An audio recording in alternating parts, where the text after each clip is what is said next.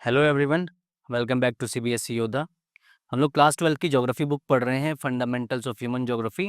इसका आज हम लोग 6 चैप्टर कवर करने वाले हैं, टर्शरी एंड क्वाटरनरी एक्टिविटीज़। इससे पहले जितने भी क्लासेस में आपने इकोनॉमिक एक्टिविटीज़ पढ़ी हैं, वहाँ पे हमने आपने क्या क्या पढ़ा है? प्राइमरी पढ़ा है, सेकेंडरी पढ़ा है एंड टर्शरी पढ़ा है। इस बुक में क्लास 12 की ज्योग्राफी में आप एक और चीज़ पढ़ेंगे, क्वाटरनरी एक्टिविटीज़। ये बेसिकली है तो टर्शरी एक्टिविटीज़, ये सर्विस सेक्टर में ही आती है, ठीक है। लेकिन थोड़ा-सा क्लासिफ़िकेशन अलग होने के लिए थोड़ा-सा यहाँ पे चीज़ें अलग हैं, तो इसलिए हमने एक और इसका सब टाइप बना दिया है इकोनॉमिक एक्टिविटीज़ का, जिसे हम बोलते हैं क्वाटरनरी एक्टिविटीज़। तो बिना देर किए शुरू करते हैं। इससे पहले हमने सारे के सारे चैप्टर अपने यूट्यूब चैनल पे कवर कर दिए हैं। अगर आपने वो वीडियोज़ नहीं देखी तो जाके देखिए, आपके लिए बहुत हेल्पफुल हो सकती हैं। तो शुरू करते हैं। कौन-कौन से टॉपिक्स हम इसमें कवर करेंगे? टाइप्स ऑफ टर्शरी एक्टिविटीज़, जिसमें trade and commerce, transport, communication, services, tourism, ये सारी की सारी चीज़ें आएँगी। इसके बाद हम पढ़ेंगे medical services for overseas patients in India. बहुत सारे ओवरसीज़ पेशेंट्स इंडिया में आ रहे हैं अपना इलाज कराने के लिए। आगे फिर हमारे पास टर्शरी एक्टिविटीज़ के बाद आ जाएगा क्वाटरनरी एक्टिविटीज़। इसके बाद हमारे पास आ जाएगा क्वाटरनरी एक्टिविटीज़। इसमें क्वाटरनरी एंड क्विनरी एक्टिविटीज़ हम पढ़ेंगे और इसके बाद हमारे पास आएगा एक important topic, the digital divide. यहाँ पे जो जनरली क्वेश्चंस बन रहे हैं, एक तो मेडिकल से बन सकता है जो क्वेश्चन, क्वाटरनरी एक्टिविटीज़ से बन सकता है, इन ये दोनों के दोनों जो हैं यहाँ पे हमारे पास, और डिजिटल डिवाइड से बन सकता है। ये जो टॉपिक है ये बहुत ज़्यादा इंपॉर्टेंट है इस चैप्टर के। तो बिना देर के शुरू करते हैं। सबसे पहले हमने पढ़ा था प्राइमरी एक्टिविटीज़ वाले चैप्टर में कि इकोनॉमिक एक्टिविटीज़ क्या होती हैं। इकोनॉमिक एक्टिविटीज़ क्या होती हैं? तो हर वो एक्टिविटी जिससे कि इनकम जनरेट होगी, हर वो एक्टिविटी जिससे कि इनकम जनरेट होगी, उसे हम क्या कहेंगे? इकोनॉमिक एक्टिविटीज़ कहेंगे। तो प्राइमरी एंड सेकेंडरी हमने पढ़ लिया है पहले के पहले ही। तो अब हम पढ़ने वाले हैं टर्शरी एक्टिविटीज़। तो क्या है टर्शरी एक्टिविटीज़, जान लेते हैं। All types of services are specialised skills offered in return for payment. Services जो हैं वो स्पेशलाइज्ड स्किल्स हैं, जो आप पेमेंट के लिए कर रहे हैं, जो आप पैसे के लिए कर रहे हैं, ठीक है। सर्विसेज क्या है? स्पेशलाइज्ड स्किल्स हैं, यानी कि अगर कोई इलेक्ट्रिशियन है, कोई प्लम्बर है या कोई टीचर भी है, वो अपने काम में माहिर है, तो वो अगर आपको सर्विस प्रोवाइड करा रहा है तो वो अपने काम में माहिर है और इसके बदले वो आपसे क्या लेगा? पैसे लेगा। आगे कह रहा है, fields like health, education, law, governance and recreation require professional expertise. ये जितने भी फील्ड्स हैं, चाहे हेल्थ है, एजुकेशन, लॉ, गवर्नेंस, इनमें प्रोफेशनल एक्सपर्टीज चाहिए। यहाँ पे जो काम कर रहा है वो अपने काम में माहिर होना चाहिए, एक्सपीरियंस बंदा होना चाहिए, वो अपने काम में प्रोफेशनल होना चाहिए। आगे कह रहा है, these services demand both theoretical knowledge and practical training. ये जो सर्विसेज हैं जो ऊपर लिखी हुई हैं, यहाँ पे थियोरेटिकल नॉलेज के साथ साथ आपको प्रैक्टिकल नॉलेज की भी जरूरत पड़ती है, ठीक है। अगर आप किसी को कोई काम प्रोवाइड कर रहे हैं, कोई सर्विस प्रोवाइड कर रहे हैं, चाहे आप इलेक्ट्रिशियन हैं, चाहे प्लम्बर हैं, तो आपके पास प्रैक्टिकल ट्रेनिंग की ज़रूरत भी पड़ती है। आपको प्रैक्टिकल ट्रेनिंग की ज़रूरत भी पड़ती है। आप अपने काम में प्रैक्टिस भी आपने करी हो, ठीक है। आप कोई किताब पढ़ के किसी के घर पे चीज़ें ठीक नहीं कर सकते जाके, किसी के घर की लाइट नहीं ठीक कर सकते जाके, उसके लिए आपको प्रैक्टिकल नॉलेज होना भी ज़रूरी है। आगे कह रहा है, services belong to the tertiary sector of the economy. जितनी भी सर्विसेज हैं वो चाहे किसी भी उसमें आ रही हैं, चाहे वो टर्शरी एक्टिविटीज में आ रही हैं, चाहे वो क्वाटरनरी में आ रही हैं, अगर वो सर्विसेज हैं तो जनरली वो किस में आएंगी? टर्शरी सेक्टर में ही आएंगी। आगे कह रहा है, skilled labour, trained professionals and consultants form the backbone of the tertiary activities. Skilled labour, trained professionals and consultants, इनसे मिलके बनती है टर्शरी एक्टिविटीज की बैकबोन। एमसीक्यूज के लिए आपको ये याद रखना है, ठीक है। आगे बढ़ते हैं। कह रहा है, in the initial phase of the economic development most people are employed in the primary sector like agriculture and mining. कह रहा है कि जनरली क्या हो रहा था, आज से 200-300 साल पहले क्या हो रहा था कि ज़्यादातर जो इकोनॉमीज़ हैं, ज़्यादातर जो कंट्रीज़ हैं, वो किस में लगी हुई थी? प्राइमरी सेक्टर में लगी हुई थी, यानी कि एग्रीकल्चर में लगी हुई थी, फार्मिंग में लगी हुई थी, या फिर इससे रिलेटेड सर्विसेज में लगी हुई थी। आज की डेट में क्या हो रहा है? In developed economies the majority of the workforce is employed in the tertiary sector. आज की डेट में जो डेवलप्ड कंट्रीज हैं, डेवलप्ड इकोनॉमीज हैं, वहाँ पे ज़्यादातर लोग टर्शरी सेक्टर में काम कर रहे हैं, और कुछ लोग मॉडरेट शेयर पॉपुलेशन का किस में काम कर रहा है? सेकेंडरी सेक्टर में काम कर रहा है। अब इसमें प्राइमरी सेक्टर का नाम तो आया नहीं। तो प्राइमरी सेक्टर में काम करने वाले लोग ऐसी इकोनॉमीज में, बड़ी बड़ी कंट्रीज में नेग्लिजिबल हैं, ना के बराबर काम कर रहे हैं प्राइमरी सेक्टर में। ठीक है, आपको ये याद रखना है। अब बात करते हैं टाइप्स ऑफ टर्शरी एक्टिविटीज की। तो सबसे पहले ये क्या कह रहा है, हमें बता रहा है tertiary activities include production and exchange. लेकिन प्रोडक्शन तो हमने पढ़ा था सेकेंडरी एक्टिविटीज में, यहाँ पे कैसे आ गया प्रोडक्शन? तो यहाँ पे प्रोडक्शन किसी सामान का नहीं हो रहा है, यहाँ पे कोई चीज नहीं बन रही है, यहाँ पे प्रोडक्शन हो रहा है सर्विसेज का। यहाँ पे किसका प्रोडक्शन हो रहा है? सर्विसेज का प्रोडक्शन हो रहा है। देखो यहाँ पे लिखा भी है production refers to the provision of services. Production का मतलब क्या हुआ? Provision of services. और दूसरी चीज क्या आती है टर्शरी एक्टिविटीज में? एक्सचेंज। किस चीज का exchange? While exchange includes trade and transport and communication, यानी कि exchange of information, exchange of goods, ये किस में आएगा? टर्शरी एक्टिविटीज में आएगा। याद रखना प्रोडक्शन ऑफ गुड्स नहीं, exchange of goods and exchange of information, ये किस में आता है? टर्शरी एक्टिविटीज में आता है। आगे कह रहा है services are consumed and measured indirectly through wages and salaries not in physical goods. अगर आप इंडस्ट्रियल सेक्टर में देखें, अगर आप फैक्ट्रीज में देखें, तो वहाँ पे जब चीज़ें बनती तो आप उसे 1 2 3 ऐसे करके काउंट कर सकते हैं कि आज आपने कितने यूनिट बनाए सेलफोन के, या आज आपने कितने यूनिट बनाए शूज़ के। तो मैन्युफैक्चरिंग में तो ऐसे चलता है, लेकिन सर्विस सेक्टर की बात ये कर रहा है, सर्विसेज को हम यूनिट्स में काउंट नहीं कर सकते। ठीक है, आप उसे फिजिकल गुड्स की तरह काउंट नहीं कर सकते। तो सर्विसेज कैसे काउंट होंगी? सर्विसेज कैसे कैलकुलेट होंगी? They are calculated through wages and salaries. कोई भी आदमी, अगर आप अपने घर पे इलेक्ट्रिशियन बुला रहे हैं, तो आपको ये नहीं कहेगा कि मैं आपके घर की 1 लाइट ठीक कर रहा हूँ या 2 लाइट ठीक कर रहा हूँ, मैं उसके लिए आपसे पैसे लूंगा। वो कह रहा है कि मैं आपसे 500 रुपये विजिट के लूंगा, और फिर जो भी सामान चेंज होगा, जो भी चीज़ें लगेंगी, उसके मैं आपसे अलग से एक्स्ट्रा पैसे लूंगा। तो ये वेजेस पहले से फिक्स करके रखता है, अगर मैं आपके घर पे विजिट कर रहा हूँ तो मैं आपसे 500 रुपये लूंगा। ठीक है, इसी तरीके से ये कह रहा है, या फिर होता है सैलरीज। ठीक है, महीने की सैलरी फिक्स होती है। जैसे टीचर्स हैं, ठीक है, तो टीचर्स का ऐसा नहीं होता कि वो कितने बच्चों को पढ़ा रहे हैं, वो 1 बच्चे को पढ़ा रहे हैं, 2 को पढ़ा रहे हैं। इस तरीके से उनकी सैलरी डिसाइड नहीं होती, इस तरीके से उनकी पेमेंट डिसाइड नहीं होती। पेमेंट कैसे डिसाइड होगी उनकी? मंथली डिसाइड होगी। वो क्या, कौन सी क्लास को पढ़ा रहे हैं, कौन सा सब्जेक्ट पढ़ा रहे हैं, इस तरीके से डिसाइड होगी। आगे कह रहा है tertiary activities do not process raw material. अब हम सबको पता है, ये तो इसने कोई नई बात नहीं बताई। रॉ मटेरियल प्रोसेस कहाँ पे होता है? सेकेंडरी एक्टिविटीज में होता है, टर्शरी एक्टिविटीज में तो होता ही नहीं। तो टर्शरी एक्टिविटीज में क्या होता है? They focus on providing services. Tertiary activities में सर्विसेज प्रोवाइड होती हैं, ना कि रॉ मटेरियल को प्रोसेस करके नई चीजें बनाई जाएंगी। आगे कह रहा है plumber, electrician, doctor, teacher, lawyer and shopkeeper are common examples of service based profession. ये सारे के सारे क्या हैं? सर्विस प्रोवाइड करते हैं। यहाँ पे बच्चों को एक कन्फ्यूजन रहती है, स्टूडेंट्स को एक कन्फ्यूजन रहती है शॉपकीपर में। शॉपकीपर क्या कर रहा है? गुड्स बेच रहा है। याद रखना, ये सिर्फ सामान बेच रहा है, सेल कर रहा है, ये चीज़ें बना नहीं रहा है। अगर ये चीज़ें बनाता तो ये आता है सेकेंडरी एक्टिविटीज़ में, लेकिन ये सिर्फ चीज़ों को सेल कर रहा है, कहीं और से खरीदता है, कहीं और जाके बेचता है, तो ये सिर्फ चीज़ों को बेच रहा है, कमीशन पे काम कर रहा है। तो शॉपकीपर भी किस में आता है? टर्शरी एक्टिविटीज़ में आता है। अगर एमसीक्यूज़ में ये क्वेश्चन आ गया तो आपको कंफ्यूज नहीं होना है, शॉपकीपर किस में आएगा? टर्शरी एक्टिविटीज़ में आएगा। आगे क्या रहा है? Tertiary services depend more on specialised skills, experience, knowledge rather than machinery and production processes. ठीक है, तो सर्विस सेक्टर किस पे डिपेंड करता है? टर्शरी सर्विस किस पे डिपेंड करती हैं? स्पेशलाइज्ड स्किल पे, यानी कि लेबर जो है स्पेशलाइज होती है यहाँ पे। एक्सपीरियंस पे डिपेंड करती है, नॉलेज पे डिपेंड करती है। टर्शरी सेक्टर मशीनरी पे इतना डिपेंड नहीं करता, टर्शरी सेक्टर प्रोडक्शन प्रोसेसेस पे इतना डिपेंड नहीं होता। आगे हमारे पास कह रहा है कि सर्विस सेक्टर में कौन-कौन सी एक्टिविटीज़ आ जाएँगी? टर्शरी एक्टिविटीज़ आ जाएँगी, जैसे कि trade and commerce, transport, communication services. ठीक है, इसके अलावा क्वाटरनरी एक्टिविटीज़ आ जाती हैं सर्विस सेक्टर में, इन्फॉर्मेशन बेस्ड, R&D बेस्ड, यानी कि रिसर्च एंड डेवलपमेंट बेस्ड। फिर इसके बाद क्विनरी एक्टिविटीज़ आ जाएँगी, specialist, decision makers, consultants, policy formulators, ये सारे के सारे किस में आ जाएँगे?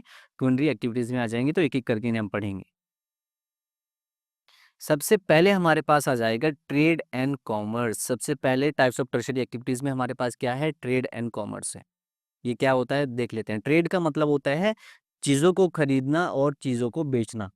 ठीक है, चीज़ों को खरीदना और चीज़ों को बेचना क्या है? ट्रेड है। लेकिन ये जो चीज़ें हैं ये कहीं और बनी होनी चाहिए। अब इसका मतलब क्या होगा? देखो, एक आदमी अगर अपनी फैक्ट्री के बाहर ही चीज़ों को बेच रहा है, तो ये सेकेंडरी एक्टिविटीज़ में आएगा। ये किस में आएगा? सेकेंडरी एक्टिविटीज़ में आएगा। लेकिन एक आदमी फैक्ट्री से अपनी दुकान पे सामान ले गया होलसेल में बेचने के लिए और यहाँ से फिर ये चीज़ों को बेच रहा है, तो ये आएगा सर्विस सेक्टर में। ठीक है, इसे ध्यान से समझो, फिर से समझो। ये जो चीज़ें खरीदी और बेची जा रही हैं, ये कहीं और पे बनी है, ये किसी और कंपनी ने, किसी और फैक्ट्री ने बनाई है। ठीक है, जो आदमी इनकी खरीद और बेच कर रहा है, ये कमीशन के लिए कर रहा है, ये प्रॉफिट के लिए कर रहा है, ये इसने चीज़ों को बनाया नहीं। ठीक है, तो ट्रेड का मतलब क्या हुआ? Buying and sellings of items produced elsewhere. आगे क्या है? All the services in retail and wholesale trading और commerce are intended for profit. जितनी भी सर्विसेज हैं वो प्रॉफिट के लिए होती है, चाहे रिटेल हो, चाहे होलसेल ट्रेडिंग हो, चाहे कॉमर्स हो। ठीक है, ये किसके लिए होती हैं? प्रॉफिट के लिए होती हैं। आगे कह रहा है the towns and cities where all these works take place are known as trading centres. तो ट्रेडिंग सेंटर्स क्या होती है? जहाँ पे भी खरीद और बेच चल रही है ना, जहाँ पे भी सामान खरीदा और बेचा जा रहा है, इसे हम क्या कह रहे हैं? ट्रेडिंग सेंटर कर रहे हैं। एक तरीके से मार्केट की बात कर रहा है ये, इन सिंपल टर्म्स ये मार्केट की बात कर रहा है, बाजार की बात कर रहा है। ठीक है, तो जहाँ पे भी चीज़ों को खरीदा और बेचा जा रहा है, चाहे टाउन्स में, सिटीज़ में, उस जगह को हम क्या कह रहे हैं? ट्रेडिंग सेंटर कह रहे हैं। Trade has grown from local barter system to international money based exchange. पहले जो ट्रेडिंग चल रही थी, हम सबको पता है, बार्टर सिस्टम से चल रही थी। एंशियंट टाइम्स में एक सामान के बदले दूसरा सामान एक्सचेंज हो रहा था, हम सबको पता है ये। लेकिन आज की डेट में ये बार्टर सिस्टम से बहुत आगे बढ़ गई है। आज की डेट में ये इंटरनेशनल लेवल पे चल रहा है ट्रेड। और अब यहाँ पे हम चीज़ों को नहीं एक दूसरे के साथ बदल रहे हैं, यहाँ पे मनी बेस्ड एक्सचेंज चल रहा है, यहाँ पे पैसे के साथ एक्सचेंज चल रहा है। चीज़ें जो हैं वो पैसे के बदले खरीदी जा रही है, ना कि कोई सामान दे के खरीदी जाती हैं। आगे कह रहा है this growth led to the establishment of trading centres and collection distribution point. तो ये जो ग्रोथ हुई है, ये बार्टर सिस्टम से जो हम इंटरनेशनल एक्सचेंज तक पहुंच गए हैं, इसकी वजह से ट्रेडिंग सेंटर्स डेवलप हुए हैं, ट्रेडिंग सेंटर्स एस्टेब्लिश हुए हैं। इन्हीं को हम कलेक्शन एंड डिस्ट्रीब्यूशन पॉइंट्स भी कहते हैं। तो आगे बढ़ते हैं।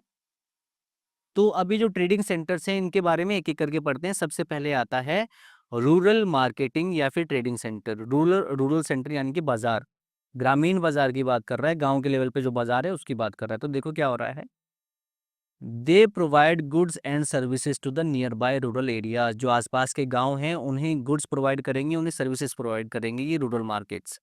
आगे कह रहा है these are semi urban places that work as very basic trading centres. ये सेमी अर्बन होते हैं, यानी कि ये गांव से तो थोड़े बड़े होंगे, लोकल मार्केट से थोड़े बड़े होंगे, लेकिन अर्बन सिटीज से थोड़े छोटे होंगे। तो ये बेसिक ट्रेडिंग सेंटर होते हैं, यहाँ पे बेसिक सर्विसेज, बेसिक चीज़ें आपको देखने को मिल जाएंगी। Here personal and professional services are not well developed. यहाँ पे चाहे आप पर्सनल सर्विसेज की बात करें, चाहे प्रोफेशनल सर्विसेज की बात करें, उनका लेवल इतना हाई नहीं होगा। जैसे कि सपोज आप पर्सनल सर्विसेज में आ जाएँ, जैसे बार्बर है, ठीक है? एक लोकल लेवल पे अगर कोई बार्बर है, तो आपको पता है वो 40-50 रुपए में आपके बाल काट के दे देगा, और इतना कोई बहुत प्रोफेशनल नहीं होता वो अपने काम में, इतना अच्छा नहीं होता। लेकिन ऑन द अदर हैंड अगर आप किसी मेगा सिटी में जाके किसी बड़े से सैलून में जाके बाल कटवाएँगे, तो वो अपने काम में एकदम माहिर होते हैं, ट्रेंड होते हैं, प्रोफेशनल्स होते हैं, और वो ज़्यादा पैसे भी लेंगे। इसी तरीके से यहाँ पे जो प्रोफेशनल सर्विसेज हैं, जैसे कि फिजिशियन है, यानी कि डॉक्टर जो है, सिटीज़ में प्रोफेशनल सर्विसेज बहुत ज़्यादा डेवलप्ड होंगी। यहाँ पे जो डॉक्टर है वो पढ़ा-लिखा डॉक्टर होगा। ऑन द अदर हैंड अगर आप किसी गाँव में चले जाएँ, तो वहाँ पे आपको बंगाली डॉक्टर बैठे हुए मिल जाएँगे। झोला-छाप डॉक्टर जिसे हम कहते हैं, वो बैठे हुए मिल जाएँगे। तो ये कह रहा है कि यहाँ पे पर्सनल सर्विसेज और प्रोफेशनल सर्विसेज दोनों की दोनों ही बहुत ज़्यादा डेवलप्ड नहीं होंगी। आपको छोटे-मोटे डॉक्टर यहाँ पे मिल जाएँगे, लेकिन अगर आपको बड़े डॉक्टर्स चाहिए होंगे, तो आपको शहर की तरफ भागना पड़ेगा। These form local collecting and distribution centres. यहाँ पे लोकल चीज़ें खरीदी भी जाती हैं और बेची भी जाती हैं। Most of these have mandis and also retailing areas. ज़्यादातर जगह पे, ज़्यादातर ऐसे सेमी अर्बन एरियाज में आपको मंडीज भी मिलेंगे। मंडी क्या होती है? जहाँ पे किसान अपनी फसल को जाके बेचता है। तो यहाँ पे मंडी भी है और रिटेलिंग एरियाज भी, यानी कि यहाँ पे दुकानें भी हैं जो कंज्यूमर्स को सामान बेच रही हैं। ठीक है, they are not urban centers, but they are important places that provide commonly needed goods and services to rural people। कह रहा है कि अर्बन सेंटर भले ही ना हो, ये कोई बहुत बड़ा बाजार भले ही ना हो, लेकिन ये बहुत इंपॉर्टेंट है। क्यों? क्योंकि ये रूरल पीपल को, गांव के लोगों को basic goods and services provide करता है, जो ज़रूरी है, जो डेली यूज़ होने वाली जो चीज़ें हैं, ये उन्हें प्रोवाइड करता है। तो ये अर्बन सेंटर भले ही ना हो, लेकिन ये बहुत इंपॉर्टेंट है। अब हमारे पास अगला आ जाता है periodic markets in rural areas. Periodic markets का मतलब ये है कि ये जो मार्केट है ये रोज रोज नहीं लगेंगे। अभी ये इसके बारे में पढ़ते हैं। Periodic markets in rural areas are found where there are no regular markets. जहाँ पे रेगुलर मार्केट नहीं है, कोई अच्छा मार्केट नहीं है रेगुलर वाला, तो वहाँ पे आपको ये पीरियोडिक मार्केट्स मिलेंगे। These local markets are organise and different temporal interval such as weekly और बाई वीकली। ये जो मार्केट लगेंगे ये रोज रोज नहीं लगता है, चाहे तो ये हफ्ते में एक बार लग सकता है या फिर 2 हफ्ते में एक बार लग सकता है, वीकली भी हो सकता है और बाई वीकली भी हो सकता है। ठीक है, जैसे आपने कई जगह देखा होगा संडे मार्केट लगती है। ठीक है, अब संडे मार्केट शहरों में भी लगती है, लेकिन मैं सिर्फ एग्जांपल के लिए आपको ये बता रहा हूँ।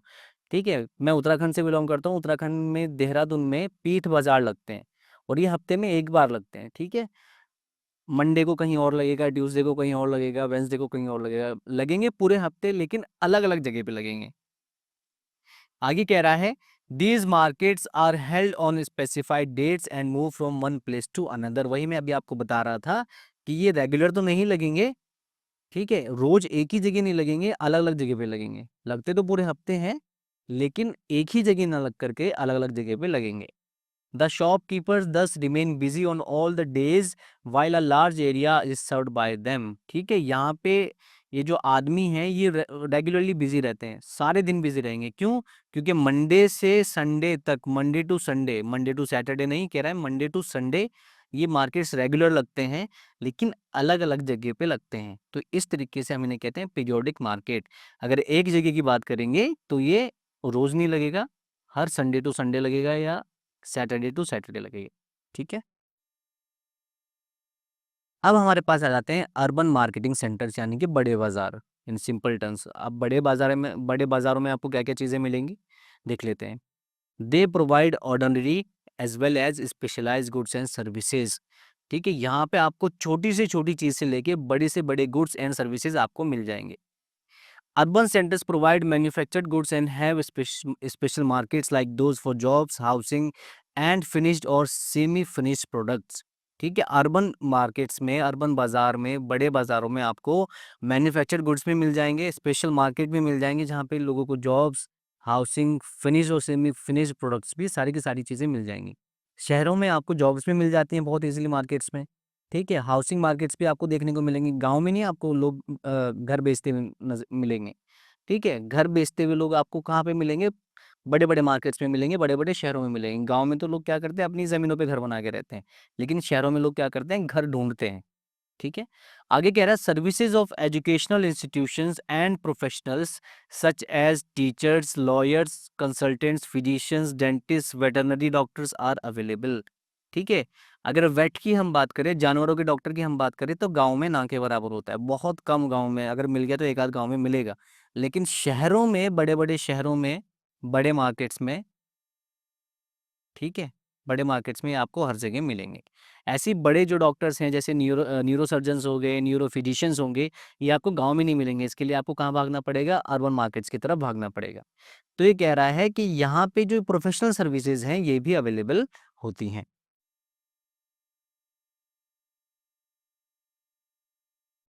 अब ट्रेड एंड कॉमर्स में हमारे पास आ जाएगा रिटेल ट्रेडिंग। रिटेल ट्रेडिंग होती है और एक होती है होलसेल ट्रेडिंग, वो इसके बाद वाली स्लाइड में आएगा। रिटेल ट्रेडिंग का मतलब होता है जब चीज़ें डायरेक्टली किसे बेची जाती हैं? कंज्यूमर्स को बेची जाती हैं। जब सामान डायरेक्टली किसे बेचा जाता है? कंज्यूमर को बेचा जाएगा, यानी कि जो उस सामान को यूज़ करेगा। जब उसे सामान बेचा जा रहा है उसे हम क्या कहेंगे? रिटेल ट्रेडिंग कहेंगे। जो आप दुकानों से खरीद रहे हैं, जो आप शॉप से खरीद रहे हैं, ठीक है, तो ये किस में आता है? रिटेल ट्रेडिंग में आता है। Most retail happens in fixed stores dedicated to selling products.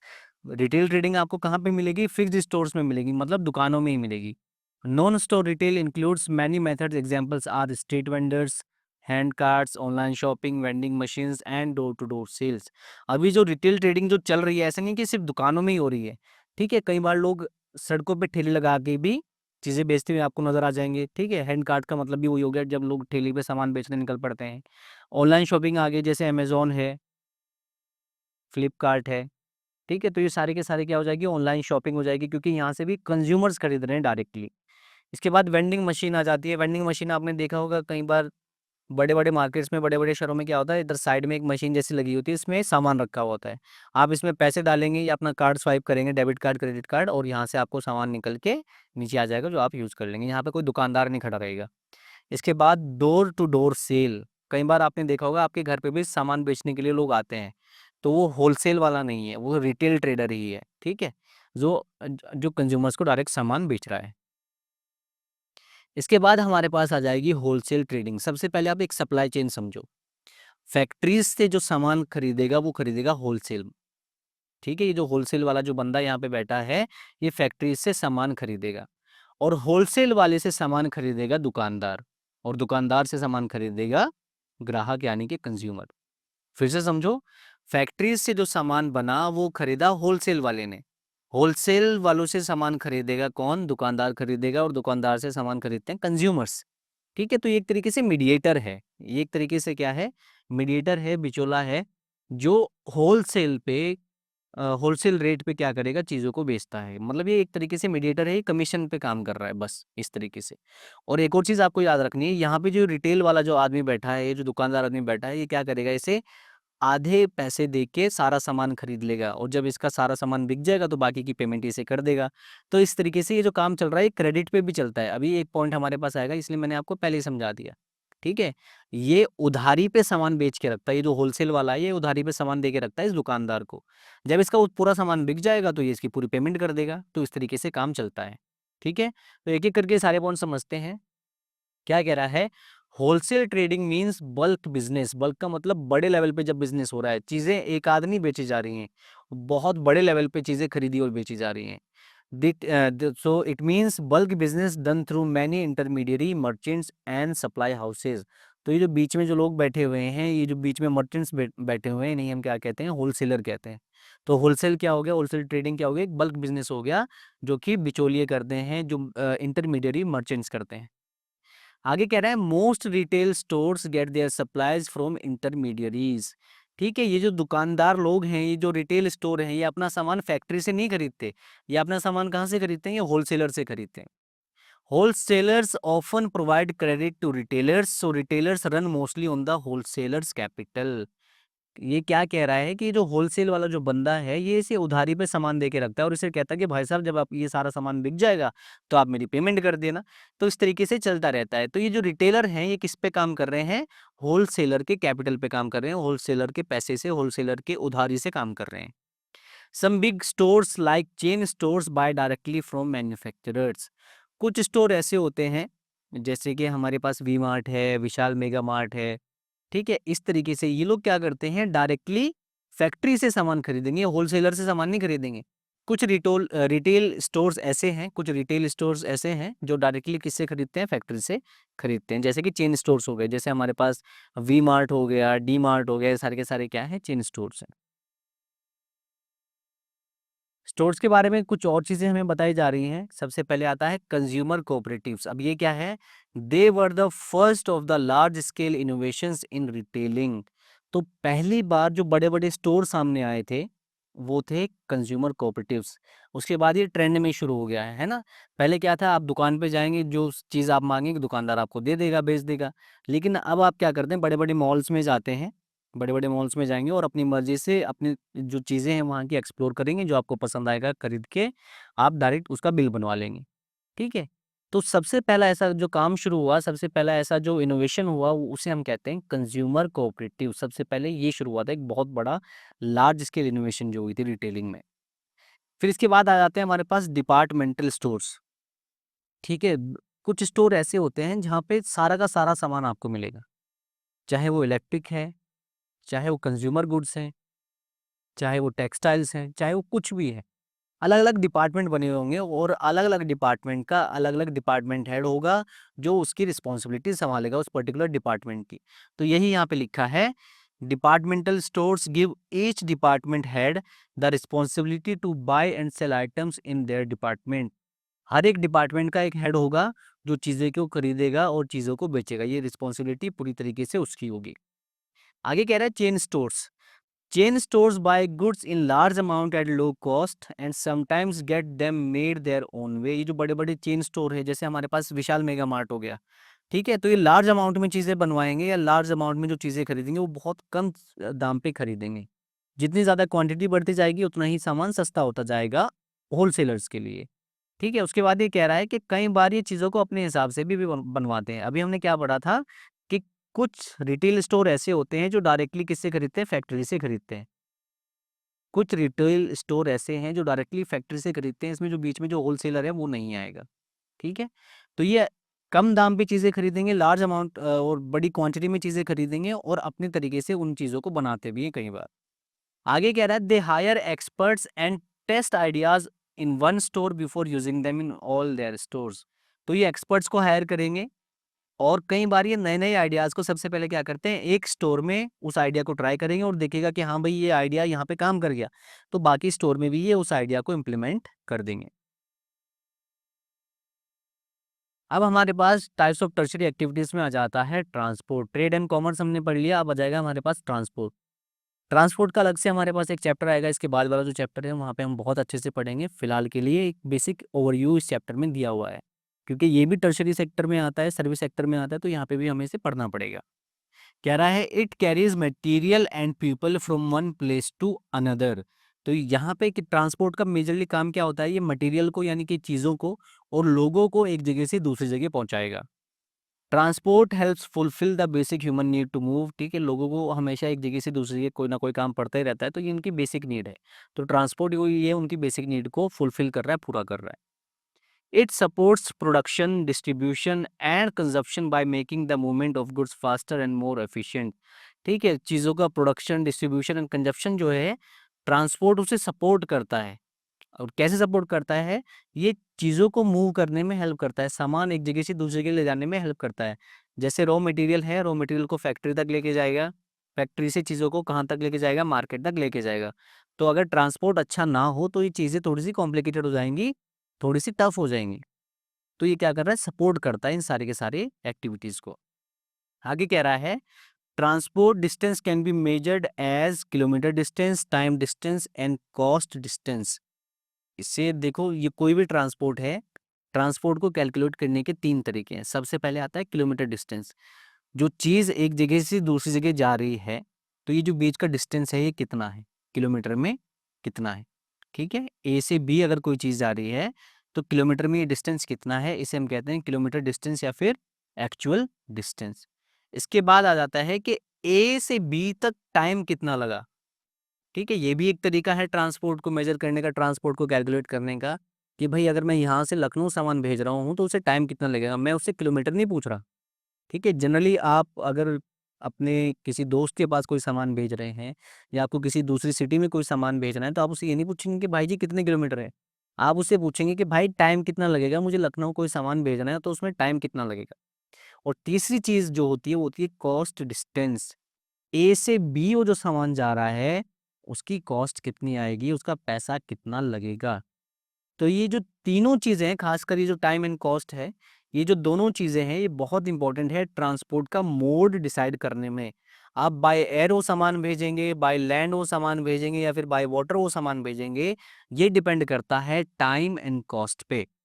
ठीक है, कहाँ से आपको जल्दी सामान पहुँचाना है।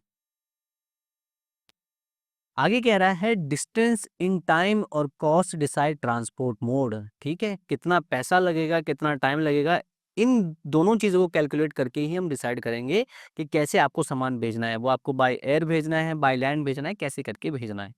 ठीक है, आगे कह रहा है the choice of transport depends on how long it takes और हाउ मच इट कॉस्ट। कई बार क्या होता है कि आपको एक सामान ए से बी भेजना है, जैसे कहाँ से कहाँ भेजना है? ए से बी भेजना है। तो अब आपको इमरजेंसी है, आप चाहते हो कि भई ये 2 दिन के अंदर-अंदर ये जो सामान है यहाँ से यहाँ पहुँच जाए।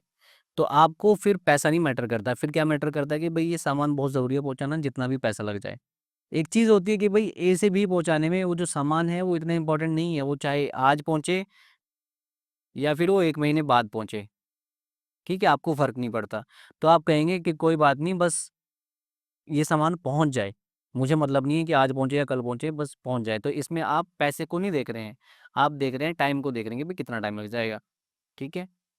तो इस तरीके से एक और पॉइंट हमें दिया है isochrone lines show equal travel time. These lines on a map connect places that take the same time to reach. कोई सामान ए से बी तक जाना है, ठीक है, और ए से सी तक जाना है, तो ए से सी तक जाने में भी सेम टाइम लग रहा है और ए से बी तक जाने में भी सेम टाइम लग रहा है। जब दो पॉइंट दो अलग अलग जगह पे सेम टाइम लगेगा पहुंचने में, तब इन दोनों लाइंस को हम क्या कहेंगे? आइसोक्रोन्स कहेंगे। क्या कहेंगे? इन दोनों लाइंस को आइसोक्रोन्स कहेंगे। ठीक है, तो क्या कह रहा है? These lines on a map connect places that take the same time to reach. ये आपको एमसीक्यूज के लिए याद रखना है। आपसे पूछा जा सकता है कि भाई आइसोक्रोन्स क्या होते हैं। ठीक है, तो आइसोक्रोन्स क्या होती हैं? दो ऐसी लाइन होती हैं जो आपको सेम टाइम पे दो अलग अलग जगह पे पहुंचाने का रास्ता बताएंगे। भाई यहाँ से यहाँ ए से बी पहुंचने में भी सेम टाइम लगेगा, ए से सी पहुंचने में भी सेम टाइम लगेगा। तो ये जो दो लाइनें हैं ना, इन्हें हम क्या कहेंगे? आइसोक्रोन्स कहेंगे। अब कौन कौन से फैक्टर है जिससे ट्रांसपोर्ट इम्पैक्ट होता है, ट्रांसपोर्ट अफेक्ट होता है? तो सबसे पहले आता है डिमांड। तो जितनी ज़्यादा पॉपुलेशन होगी, जितनी ज़्यादा पॉपुलेशन होगी उतनी ही ज़्यादा ट्रांसपोर्ट की डिमांड होगी। तो वैसे ये कह रहा है the larger the population size the greater is the demand for transport. बहुत ईजी पॉइंट है, इसमें कन्फ्यूज होने की कोई ज़रूरत नहीं है। आगे कह रहा है रूट। ये जो ट्रांसपोर्ट हो रहा है ये कौन से रूट से हो रहा है, ये भी इंपॉर्टेंट है, ये भी बहुत इंपॉर्टेंट फैक्टर है। कह रहा है routes depend on the location of the places. जो जगह पे सामान जाना है वो कहाँ पे है, ट्रेड का पैटर्न क्या है, ट्रेड किस तरह से चल रही है, लैंडस्केप, सामान जो जा रहा है वो कैसे रास्ते से जा रहा है, प्लेन एरिया में है, पहाड़ों में है, डेजर्ट में है, किस तरीके से, मौसम कैसा है रास्ते में, and available funds to overcome obstacles. अगर रास्ते में कोई चीज़ आपको परेशान करती है, रास्ते में अगर कोई चीज़ आगे जैसे ट्रेड बैरियर्स पड़ते हैं या बीच में गाड़ी खराब हो जाती है, तो आपके पास उन चीज़ों को ओवरकम करने के लिए पैसा भी है या नहीं है, तब जाके आप रूट डिसाइड करेंगे कि आपको कौन से रूट पे जाना है। ठीक है, कौन सी जगह पे ट्रेड होनी है, ट्रेड का पैटर्न क्या है, वहाँ पे लैंडस्केप्स कैसे हैं, क्लाइमेट, पैसा, ये सारी चीज़ें आपके पास होनी चाहिए और तब जाके आप डिसाइड करेंगे कौन से रूट से आपको सामान आगे पहुँचाना है, ट्रांसपोर्ट करना है। अब हमारे पास एक इम्पॉर्टेंट टॉपिक आ जाता है कम्युनिकेशन। तो कम्युनिकेशन होता क्या है? Communication involves the transmission of words and messages.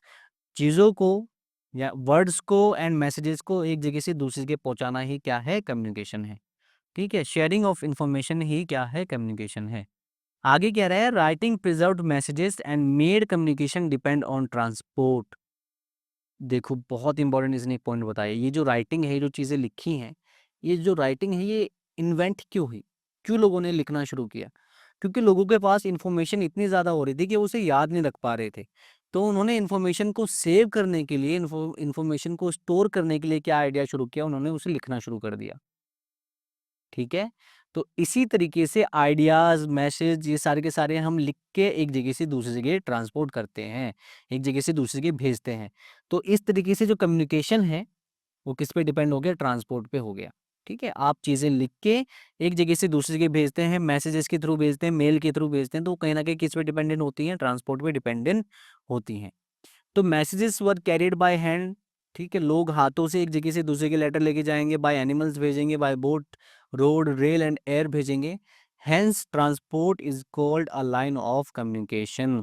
तो ट्रांसपोर्ट को हम लाइन ऑफ कम्युनिकेशन भी कहते हैं। क्यों? क्योंकि कम्युनिकेशन किस पे डिपेंडेंट है? जनरली ट्रांसपोर्ट पे डिपेंडेंट है, लेकिन आज की डेट में ऐसा नहीं है। देखो क्या कह रहा है, certain developments such as mobile telephony and satellites have made communication independent of transport. अब कम्युनिकेशन ट्रांसपोर्ट पे डिपेंडेंट नहीं है। अगर अब आपको एक जगह से दूसरी के मैसेज भेजना है तो आप अपने मोबाइल से विद इन अ सेकेंड भेज सकते हैं with the help of satellite communication. आगे कह रहा है all forms are not fully disassociated because of the cheapness of the older communication system. Hence large volume of mail continue to be handled by post offices all over the world. ये कह रहा है कि ये जो communication है ये आज भी कहीं ना कहीं किस पे डिपेंडेंट है? ट्रांसपोर्ट पे डिपेंडेंट है। क्यों? क्योंकि जो पुराना तरीका है चीज़ों को बाय ट्रांसपोर्ट भेजना, मैसेजेस को बाय ट्रांसपोर्ट भेजना, ये कहीं ना कहीं चीप है। तो इसी वजह से कह रहा है कि आज की डेट में भी वर्ल्ड में लार्ज मेल यानी कि जो चिट्ठियां हैं, जो मैसेजेस हैं, जो आप चिट्ठी से भेज रहे हैं एक जगह से दूसरी जगह, आज की डेट में भी बहुत अमाउंट में भेजे जाते हैं एक जगह से दूसरी जगह। क्यों? क्योंकि वो तरीका सस्ता है चीज़ों को शेयर करने का। अब हमारे पास आ जाता है अगला एक टॉपिक, टेलीकम्युनिकेशन। टेलीकम्युनिकेशन को हिंदी में बोलते हैं दूरभाष। जब आप मैसेज या इन्फॉर्मेशन बहुत लंबे रूट पे भेजते हैं, जब आप बहुत दूर कोई मैसेज भेजना चाहते हैं, तब उसे हम कहते हैं टेलीकम्युनिकेशन। देखो क्या कह रहा है, the use of telecommunication is linked to the development of modern technology. Technology इतनी ज़्यादा डेवलप्ड हो गई है कि उसकी हेल्प से टेलीकम्युनिकेशन चीज़ें भी डेवलप हुई हैं, जैसे कि फ़ोन है, ईमेल है, ये सारी चीज़ें भी आज की डेट में क्या हो गई हैं, डेवलप हो गई हैं, क्योंकि टेक्नोलॉजी डेवलप हुई है। कह रहा था recent advancement like mobile telephony have made communication direct and instantaneous at any time and from anywhere. आज की डेट में अपने मोबाइल की हेल्प से आप मैसेज इंस्टेंट पे भेज सकते हैं, कहीं भी भेज सकते हैं, कभी भी भेज सकते हैं। कह रहा है radio and television shows news pictures and calls to large audiences worldwide, so they are called mass media. तो ये जो रेडियो है, टीवी है, न्यूज़पेपर है, ये क्या करता है, इन्फॉर्मेशन किसी एक आदमी को नहीं भेजता। ये इन्फॉर्मेशन एक आदमी को नहीं भेजता, ये बहुत सारे लोगों को इन्फॉर्मेशन देता है, बहुत सारे लोगों को न्यूज़ सुनाता है। यस और नो? तो इसी तरीके से, इसी वजह से हम इसे क्या कहते हैं, मास मीडिया कहते हैं, क्योंकि मास पॉपुलेशन को मास लेवल पे क्या कर रहा है, इन्फॉर्मेशन शेयर कर रहा है। तो ये सारी चीज़ें किस में आ जाएँगी, मास मीडिया में आ जाएँगी। कह रहा है newspapers are able to cover events in all corner of the world. Newspaper क्या करते हैं, वर्ल्ड में जितनी भी चीज़ें हो रही हैं, पूरे वर्ल्ड में जितनी भी चीज़ें हो रही हैं अलग अलग कॉर्नर्स में, उन सबको कवर करता है, लोगों तक पहुंचाता है। The internet has truly revolutionise the global communication system. Internet की वजह से पूरा का पूरा जो कम्युनिकेशन सिस्टम है वर्ल्ड का, पूरे ग्लोब का जो कम्युनिकेशन सिस्टम है वो रेवोल्यूशनाइज्ड हो गया है, चेंज हो गया है। आज की डेट में इंस्टेंट आप किसी को मैसेज भेज सकते हैं, कहीं पे भी और किसी भी टाइम भेज सकते हैं, एनीवेयर एंड एनी टाइम। आप किसी को भी मैसेज भेज सकते हैं वर्ल्ड में कहीं भी। ठीक है, आपको महीनों महीनों तो किसी की रिप्लाई का, किसी की चिट्ठी का वेट करने का ज़रूरत नहीं है। कम्युनिकेशन के बाद अब हमारे पास आ जाती हैं सर्विसेज। तो सर्विसेज क्या होती हैं, देखो सबसे पहले क्या कह रहा है, सबसे पहले क्या कह रहा है, services exist at different levels for industry, for people और फॉर बोथ। सर्विसेज कुछ ऐसी होंगी जो सिर्फ इंडस्ट्री के लिए होंगी, कुछ सर्विसेज ऐसी होती हैं जो सिर्फ लोगों के लिए होती हैं, और कुछ सर्विसेज ऐसी होती हैं जो दोनों के लिए होती है, इंडस्ट्री के लिए भी as well as for the people. जैसे कि ट्रांसपोर्ट, ट्रांसपोर्ट का यूज इंडस्ट्रीज भी करती हैं और लोग भी करते हैं। कह रहा है low order services like grocery shops are more common. कुछ सर्विसेज ऐसी हैं जो, जैसे कि ग्रोसरी शॉप्स हैं, ये बहुत कॉमन है। आपको दुनिया के आप किसी भी कोने में चले जाएं, किसी छोटे से छोटे गांव में चले जाएं, वहां पे आपको ग्रोसरी शॉप जरूर मिलेंगी। तो कुछ सर्विसेज ऐसी हैं जो कि बहुत ज़्यादा कॉमन है। कह रहा है high order services like doctors and consultants are more specialised. Doctors, consultants, ये बहुत स्पेशलाइज्ड सर्विसेज हैं, ये आपको हर जगह नहीं मिलेंगी, किसी बड़े मार्केट में, किसी बड़े शहर में, किसी बड़े अर्बन सेंटर में ही आपको मिलती हैं। Services are given to people who can afford them. ठीक है, सर्विसेज उसे ही दी जाएंगी जो उन्हें अफोर्ड कर सकता है, जो उनके लिए पैसा दे सकता है। ये कोई बहुत बड़ी बात नहीं है, हम सबको पता है कि वही सर्विस ले पाएगा जो उसके लिए पैसा दे पाएगा। Some involve physical work like barbers, plumbers and some involves mental work like teachers। कुछ सर्विसेज ऐसी हैं जिनमें फिजिकल वर्क लगता है, जैसे कि बार्बर्स, प्लम्बर्स, यहाँ पे फिजिकल वर्क की ज़्यादा ज़रूरत है, और कुछ ऐसी है जहाँ पे मेंटल वर्क की ज़्यादा ज़रूरत होती है, जैसे कि टीचर्स, लॉयर्स, कंसल्टेंट्स, वो सारी चीज़ें। आगे कह रहा है many services like highways, fire fighting, education and customer care are now regulated by government और कंपनीज। कुछ सर्विसेज जैसे हाईवेज हैं, फायर फाइटिंग, एजुकेशन, जो बेसिक सर्विसेज है, इन्हें कौन रेगुलेट कर रहा है आज की डेट में, गवर्नमेंट रेगुलेट कर रही है। Corporation manage transport, telecom, energy and water under state and union laws. कुछ कॉरपोरेशंस इन सारी सर्विसेज को कंट्रोल कर रहे हैं, जैसे कि ट्रांसपोर्ट को, टेलीकॉम को, लेकिन ये गवर्नमेंट के लॉज को फॉलो करके, गवर्नमेंट ने जो इनके लिए लॉ बनाए होंगे इससे फॉलो करके ये सर्विसेज प्रोवाइड करा रही हैं। ठीक है, जैसे कि टेलीकॉम है, टेलीकॉम अगर हम इंडिया की बात करें तो गवर्नमेंट के कंट्रोल में नहीं है, वो किसके कंट्रोल में है, जैसे कि जियो अलग कंपनी हो गई, एयरटेल अलग कंपनी हो गई, इस तरीके से। आगे कह रहा है professional services include health care, engineering, law and management. ये सारी की सारी क्या हैं, प्रोफेशनल सर्विसेज हैं। The location of recreational and entertainment services depend on market demand. कुछ सर्विसेज ऐसी हैं जैसे कि रिक्रिएशनल सर्विसेज। रिक्रिएशनल सर्विसेज होती हैं बेटा स्टूडेंट्स, जहाँ पे आप कोई चीज़ रिलैक्स होने के लिए करें, कोई काम, कोई एक्टिविटी जब आप रिलैक्स होने के लिए करेंगे, फन के लिए करेंगे, ठीक है, तब उसे हम कहेंगे रिक्रिएशनल एक्टिविटीज़। और दूसरा होता है एंटरटेनमेंट, ये भी इसी में आता है, तो क्या कह रहा है, the location of recreational and entertainment services depend on market demand. ये सर्विसेज वहीं पे होंगी जहाँ पे मार्केट में इनकी डिमांड होगी। ठीक है, आगे कह रहा है multiplexes and restaurants are found near the CBD. CBD का मतलब सेंट्रल बिजनेस डिस्ट्रिक्ट। तो ये जो मल्टीप्लेक्सेज है, सिनेमा हॉल्स हैं, ये जो बड़े बड़े रेस्टोरेंट्स हैं, ये आपको कहाँ पे मिलेंगे, सेंट्रल बिजनेस डिस्ट्रिक्ट में मिलेंगे, यानी कि जो मेन सिटी है उसके बीचों बीच मिलेंगे। ठीक है, while golf courses prefer cheaper cheaper land outside the CBD. और ऑन दी अदर हैंड जो गोल्फ कोर्स है ये आपको सिटी के बीचों बीच नहीं मिलेगा, ये आपको सिटी से बहुत दूर जाके मिलेगा। क्यों? क्योंकि गोल्फ कोर्स के लिए जो लैंड चाहिए वो बहुत ज़्यादा लैंड चाहिए और सिटी में इतना खरीदना बहुत महंगा पड़ सकता है। तो गोल्फ कोर्स कंपनीज क्या करती हैं, गोल्फ कोर्स का ओनर क्या करेगा, सिटी के बाहर गोल्फ कोर्स खरीदेगा, जहाँ पे उसे लैंड जो है वो थोड़ा सा चीपर मिल जाएगा, जहाँ पे उसे ज़मीन थोड़ी सी सस्ती मिल जाएगी। On the other hand multiplexes और रेस्टोरेंट्स आपको कहाँ पे मिलेंगे, मेन सिटी के बीचों बीच मिलेंगे। आगे कह रहा है personal services are made available to the people to facilitate their work in daily life. बड़े बड़े शहरों में क्या है कि लोगों को अपना घर संभालने के लिए टाइम नहीं मिलता। ठीक है, तो वो क्या करते हैं, अपने लिए पर्सनल सर्वेंट्स रख लेते हैं। जैसे घर पे खाना बनाने के लिए काम वाली बाई आ जाएगी, झाड़ू पोछा करने के लिए काम वाली बाई आ जाएगी, तो ये होती है पर्सनल सर्विसेज, जिससे उनकी डेली लाइफ जो है उससे थोड़ी सी ईजी हो जाएगी। ठीक है, the workers migrate from rural areas in search of employment and are unskilled. बहुत सारे लोग गांव से शहर की तरफ भागते हैं जॉब ढूंढने के लिए। ठीक है, लेकिन क्योंकि ये गांव से आए हैं तो ये अनस्किल्ड होते हैं, इन्हें पता नहीं है कि शहरों में किस काम की जरूरत है, इन्हें पता ही नहीं है। तो ये शहरों में आके क्या करने लगते हैं, domestic services as housekeepers, cooks, gardeners ETC. क्योंकि इन्हें कोई काम आता ही नहीं है तो ये वहाँ पे काम करना शुरू कर देंगे, उन सर्विसेज में काम करना शुरू कर देंगे जहाँ बहुत ज़्यादा दिमाग लगाने की जरूरत नहीं पड़ेगी। जैसे हाउस कीपर्स हो गए, कुक्स हो गए, गार्डनर्स हो गए, सारी की सारी चीज़ें। This segment of workers is generally unorganise. तो सर्विस सेक्टर वैसे तो ऑर्गेनाइज होता है, लेकिन ये वाला जो सेगमेंट है, कुक्स, गार्डनर्स, हाउस कीपर्स, ये अनऑर्गेनाइज सेक्टर में आता है। ऑर्गेनाइज एंड अनऑर्गेनाइज सेक्टर हमने कहाँ पे पढ़ा था, क्लास 10th में पढ़ा था, इकोनॉमिक्स में। अनऑर्गेनाइज सेक्टर का मतलब होता है जिसे जिसे गवर्नमेंट रेगुलेट नहीं कर रही, जिसे रेगुलेट करने के लिए कोई पॉलिसी, कोई लॉ नहीं बना है। ऑर्गेनाइज सेक्टर में ठीक इसका ऑपोजिट होता है, गवर्नमेंट उसे रेगुलेट करती है, हमने क्लास 10 में पढ़ा था। ठीक है, तो ये जो पर्सनल सर्विसेज हैं, यहाँ पे एक क्वेश्चन आपके पास 3 मार्क्स में बन सकता है। 3 मार्क्स में एक क्वेश्चन आप पे बनेगा पर्सनल सर्विसेज पे। ठीक है, तो पर्सनल सर्विसेज पे ये पूरा के पूरे जो पॉइंट्स हैं आपको लिख देना है, ये 3 मार्क्स में वहाँ पे आ सकता है आपके पास। तो पर्सनल सर्विसेज के एग्जाम्पल क्या हैं, इन इंडिया मुंबई डब्बा वाला। मुंबई में एक सर्विस चलती है टिफिन सर्विस, जिसे हम कहते हैं डब्बा वाला। ये जो लोग हैं इन्हें हम कहते हैं डब्बा वाला।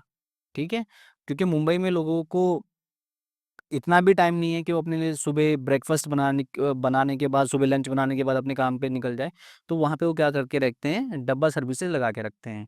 अब ये डब्बे वाले चाहे तो इनके घर से लेके इनका लंच ऑफिस तक पहुँचा सकते हैं, या फिर लोग घर घर से भी क्या कर रहे हैं, लोगों को लंच प्रोवाइड करा रहे हैं। मंथली उनसे पैसा ले लेंगे और डेली उनका लंच बॉक्स उनके ऑफिस तक पहुँचा देंगे। ठीक है, तो डब्बा वाला सर्विस कहाँ पे है, मुंबई में। देखो क्या कह रहा है, the dabba wala service provided to about 1,75,000 customers all over the city. जो डब्बा वाला सर्विस है ये लगभग 2 लाख लोगों को डेली डब्बा पहुंचा रहा है उनके ऑफिस तक, उनके काम की जगह तक। ठीक है, अब अगली जो हमारे पास हेडिंग है वो कह रहा है people engage in tertiary activities. कौन कौन इंगेज है इन टर्शरी एक्टिविटीज में, कौन है यहाँ पे काम करने वाले लोग। कह रहा है in more developed countries a higher percentage of workers is employed in service sector. Developed countries में ज़्यादातर लोग कहाँ पे काम कर रहे हैं, सर्विस सेक्टर में काम कर रहे हैं। On the other hand less developed countries में इतने लोग सर्विस सेक्टर में नहीं हैं, हालांकि काम कर रहे हैं, लेकिन जनरली वो कहाँ पे काम कर रहे होंगे, या तो प्राइमरी सेक्टर में काम कर रहे होंगे, या फिर कहाँ पे काम कर रहे होंगे, सेकेंडरी सेक्टर में कर रहे होंगे। ठीक है, लेकिन डेवलप्ड कंट्रीज में इसका ठीक अपोजिट है, वहाँ पे ज़्यादातर लोग कहाँ पे काम कर रहे हैं, सर्विस सेक्टर में कर रहे हैं। आगे कह रहा है the employment in this sector has been increasing while it has remained unchanged और डिक्रीजिंग इन द प्राइमरी और सेकेंडरी एक्टिविटीज। तो टर्शरी सेक्टर में या सर्विस सेक्टर में एम्प्लॉयमेंट बढ़ रहा है। On the other hand primary और सेकेंडरी एक्टिविटीज में या तो वो अनचेंज्ड है या फिर डिक्रीज हो रहा है, बढ़ नहीं रहा है। प्राइमरी सेक्टर में एम्प्लॉयमेंट बढ़ नहीं रहा है, सेकेंडरी एक्टिविटीज में एम्प्लॉयमेंट बढ़ नहीं रहा है। घट रहा है या फिर अनचेंज्ड है। On the other hand service sector में एम्प्लॉयमेंट इंक्रीज हो रहा है, ये आपको याद रखना है। अगली हमारे पास टर्शरी एक्टिविटी आ जाती है टूरिज्म। तो क्या कह रहा है, tourism is travel undertaken for purposes of recreation rather than business. अब कई बार हम लोग क्या करते हैं, बिजनेस के लिए एक जगह से दूसरी जगह ट्रैवल करते हैं, लेकिन जब हम बिजनेस के लिए एक कंट्री से दूसरी जगह जा रहे हैं, एक कंट्री से दूसरी कंट्री जा रहे हैं, एक जगह से दूसरी जगह जा रहे हैं, तो आप उसे ये नहीं कह रहे कि हम टूर पे निकल रहे हैं। ठीक है। तो टूरिज्म क्या होता है, टूरिज्म होता है जब आप एक जगह से दूसरी जगह ट्रैवल तो कर रहे हैं, लेकिन रेस्ट के लिए कर रहे हैं, फन के लिए कर रहे हैं, रिलैक्स के लिए कर रहे हैं। ठीक है। आगे कह रहा है, tourism is the world's largest tertiary activity with 250 million jobs and 40% of the global GDP revenue. Tourism जो है, ये आपको एमसीक्यूज के लिए याद रखना है, अच्छा ये वाला पॉइंट। कह रहा है टूरिज्म जो है वर्ल्ड की लार्जेस्ट टर्शरी एक्टिविटी है। और क्यों है, क्योंकि टर्शरी टूरिज्म में जो लोग काम कर रहे हैं वो कितने हैं, about 250 million people are working in tourism. और ग्लोबल जीडीपी का 40% शेयर कहाँ से आता है, टूरिज्म से आता है। तो इस तरीके से ये वर्ल्ड की लार्जेस्ट टर्शरी एक्टिविटी बन गई है। आगे कह रहा है, tourism creates local jobs in services like hotels, food, transport, entertainment and shopping. अब जहाँ पे जिस एरिया में टूरिज्म बढ़ेगा, तो वहाँ पे लोगों को और भी जॉब्स मिलेंगी, जैसे वहाँ पे होटल सर्विसेज शुरू करेंगी, तो होटल वालों के लिए अच्छा हो जाएगा कि भाई हमारे यहाँ टूरिस्ट आ रहे हैं, ये उन्हें होटल्स प्रोवाइड कराएंगे। वहाँ के जो लोकल फूड वेंडर्स हैं, जो पर्टिकुलर उस जगह की स्पेशल चीज़ें बनाते हैं, उनके लिए जॉब्स बढ़ जाएंगे, ट्रांसपोर्ट में जॉब लोगों को मिलेगी, एंटरटेनमेंट में, शॉपिंग में, ईटीसी। इसे आप इस तरीके से समझिए, जैसे सपोज आप ट्रैवल कर रहे हैं शिमला, ठीक है। तो शिमला में सबसे पहली चीज़ आप जो जाके करेंगे, वहाँ पे रूम बुक कराएंगे, यानी कि होटल बुक कराएंगे। तो इस तरीके से होटल वाले को जॉब मिल गई। फिर आप खाना, वहाँ की जो लोकल चीज़ें हैं, जो लोकल ट्रेडिशनल चीज़ें हैं, वो आप ट्राई करेंगे, तो फूड सर्विसेज को जॉब मिल गई। ठीक है। ट्रांसपोर्ट, अब आप हर जगह, क्योंकि वहाँ पे भीड़ इतनी है, तो आपको वहाँ पे जो लोकल जो गाड़ी चल रही होगी, लोकल जो कार चल रही होगी, लोकल जो ट्रेन चल रही होगी, उसे ही आप प्रेफर करेंगे। अपनी गाड़ी लेके आप हर जगह तो नहीं जा सकते, तो वहाँ के जो ट्रांसपोर्ट है उसे भी जॉब मिलेंगी। वहाँ पे एंटरटेनमेंट जो भी हो रहा होगा, ठीक है, क्योंकि अगर कहीं पे टूरिज्म बढ़ रहा है, तो वहाँ पे एंटरटेनमेंट सर्विसेज भी बढ़ जाती हैं, तो इन्हें भी जॉब मिलेगी। वहाँ के लोग जो हैं ट्रेडिशनल चीज़ें बेचेंगे, तो वहाँ पे जो शॉपिंग, जो शॉपकीपर्स हैं, उनके लिए भी एम्प्लॉयमेंट जनरेट होगा। It boost infrastructure, retail and craft industries. ठीक है। टूरिज्म से इंफ्रास्ट्रक्चर भी बढ़ता है। जिस सिटी में टूरिज्म ज़्यादा है, वहाँ का इंफ्रास्ट्रक्चर भी बहुत मजबूत होगा, जैसे वहाँ के फ्लाईओवर्स, वहाँ की बिल्डिंग्स, वहाँ के रोड्स, वो सारे के सारे अच्छे होंगे। वहाँ पे रिटेल ट्रेडिंग को बूस्ट मिलेगा। ठीक है। वहाँ पे जो शॉप्स ज़्यादा से ज़्यादा होंगी, ठीक है, जो टूरिस्ट को अपना सामान बेचेंगे। एंड क्राफ्ट इंडस्ट्रीज, अगर आप राजस्थान जाएं, तो वहाँ पे आपको लोकल जो चीज़ें हैं उनके क्राफ्ट्स मिल जाएंगे, ठीक है, जिसे आप सुवेनियर भी बोलते हैं। ठीक है। तो इन सब चीज़ों को बूस्ट मिलता है। टूरिज्म कैन बी सीजनल और ईयर अराउंड। ठीक है। तो ये क्या कह रहा है कि जो टूरिज्म है किसी जगह पे, वो सीजनल भी हो सकता है। जैसे अगर आप शिमला की बात करें, मसूरी की बात करें, तो वहाँ पे टूरिज्म सीजनल है। जब वहाँ पे स्नोफॉल होती है, तभी लोग वहाँ पे जाना प्रेफर करते हैं, वेदर डिपेंडेंट है। या फिर कोई जगह ऐसी है जहाँ पे साल के साल टूरिज्म चलता रहता है। ठीक है। जैसे हमारे पास एक जगह है इंडिया में, गोवा। गोवा में साल भर टूरिज्म चलता है। आगे कह रहा है टूरिस्ट रीजन्स, कौन कौन से हैं इंपॉर्टेंट टूरिस्ट रीजन्स।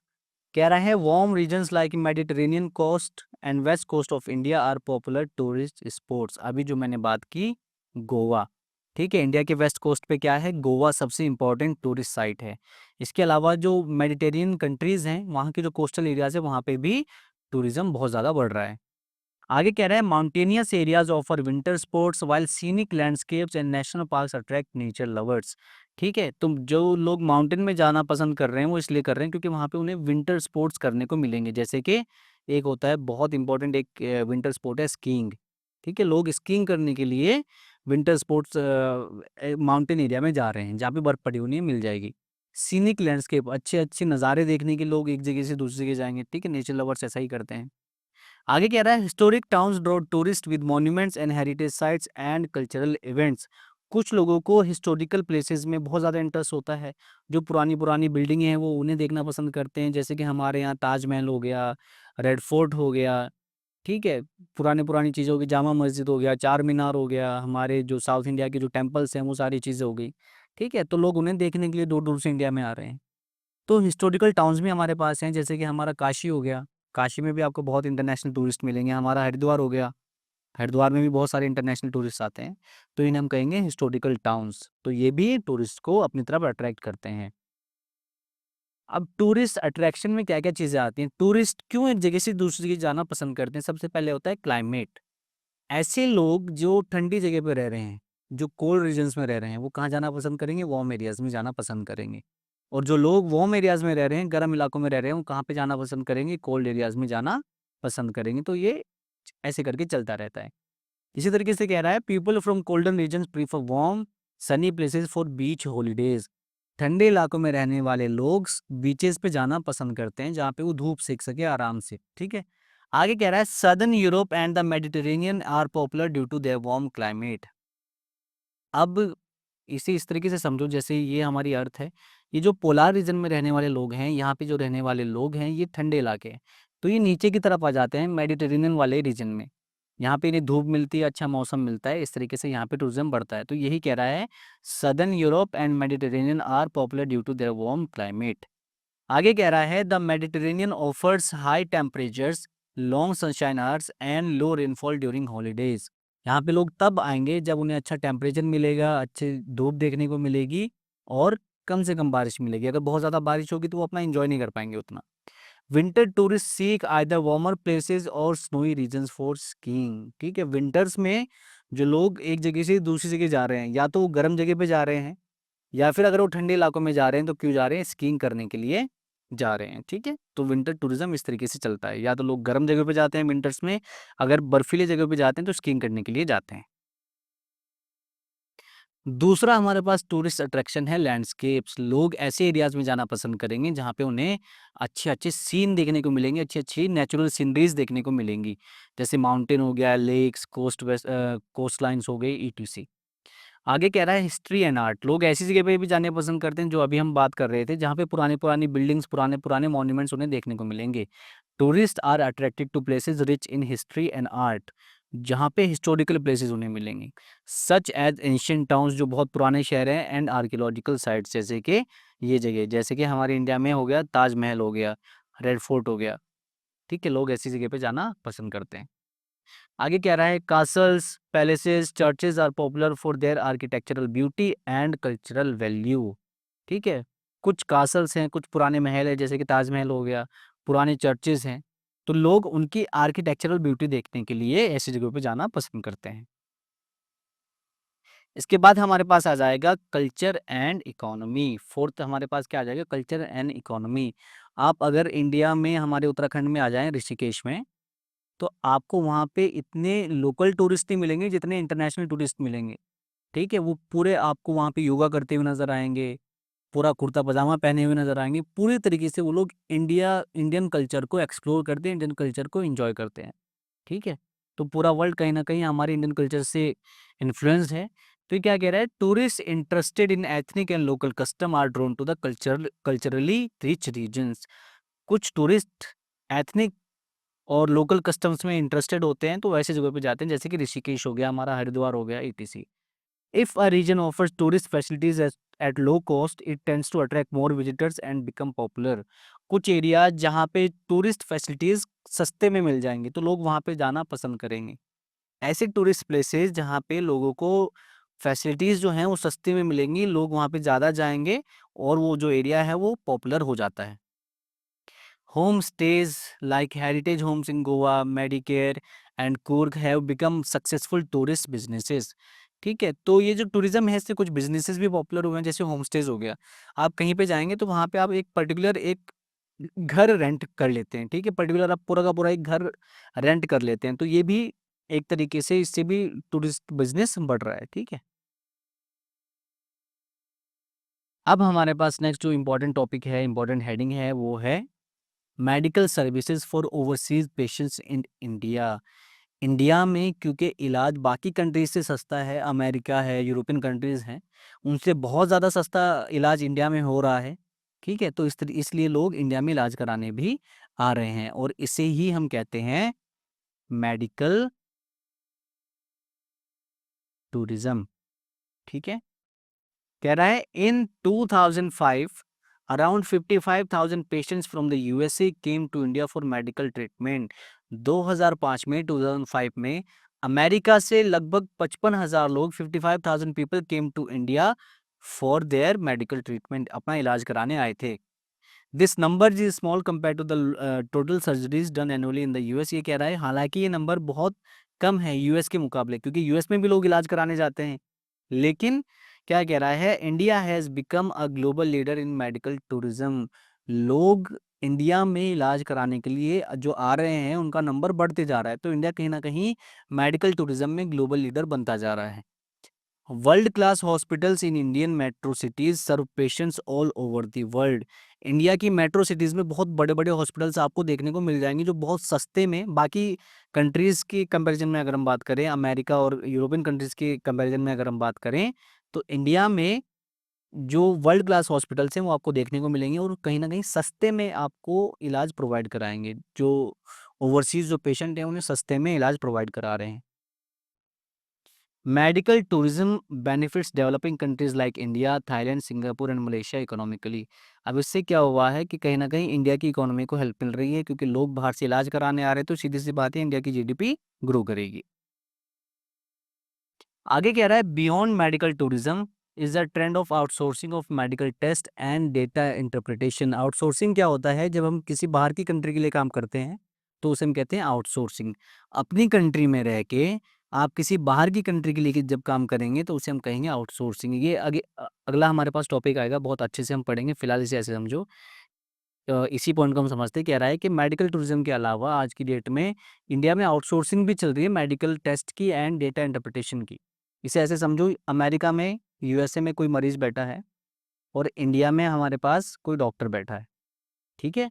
तो ये अपनी रिपोर्ट को क्या करेगा, इंडिया के डॉक्टर के पास भेज देगा, चाहे तो व्हाट्सएप से, चाहे ईमेल से, किसी भी तरीके से, और इससे अपनी रिपोर्ट दिखा के इससे प्रिस्क्रिप्शन लिखवा लेगा, ठीक है, इससे ये दवाई लिखवा लेगा।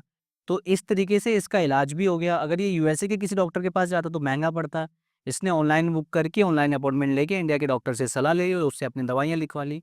तो इसे ही हम कह रहे हैं outsourcing of medical test and data interpretation. आप अपने टेस्ट को किसी दूसरी कंट्री में बैठे हुए डॉक्टर को भेज सकते हैं, वो आपका टेस्ट पढ़ेगा और उसके हिसाब से आपको दवाइयाँ प्रीफर कर देगा, प्रिस्क्राइब कर देगा। आगे कह रहा है medical outsourcing include services like reading radiology images and interpreting MRIs and ultrasound test. ठीक है, तो आप अपने जो टेस्ट हैं दूसरी कंट्री में बैठे किसी डॉक्टर को दिखाएंगे, चाहे वो एक्सरे है, चाहे वो एमआरआई है, चाहे वो अल्ट्रासाउंड टेस्ट है, और वहाँ पे वो जो डॉक्टर बैठा है वो आपके एमआरआईज को, आपकी रिपोर्ट्स को अच्छे से स्टडी करेगा और फिर आपको दवाइयाँ लिख के दे देगा कि भाई आपको ये दवाइयाँ खानी है। आगे कह रहा है countries like India, Switzerland and Australia are actively involve in providing these outsource medical services. ये सारी की सारी कंट्रीज जो है मेडिकल आउटसोर्सिंग कर रही हैं, इंडिया, स्विट्जरलैंड, ऑस्ट्रेलिया। आगे कह रहा है outsourcing holds advantages for patients and focused on improving quality और प्रोवाइडिंग स्पेशल केयर। तो आउटसोर्सिंग की वजह से पेशेंट्स, इन सब के एडवांटेज की बात हो रही है और इससे improving quality and providing special care, जो स्पेशल केयर है वो इम्प्रूव हो रही है। मेडिकल टूरिज्म की डेफिनेशन यहाँ पे दी है, हेडिंग यहाँ पे दी है, देखो क्या कह रहा है। When medical treatment is combined with international tourism activity it is known as medical tourism.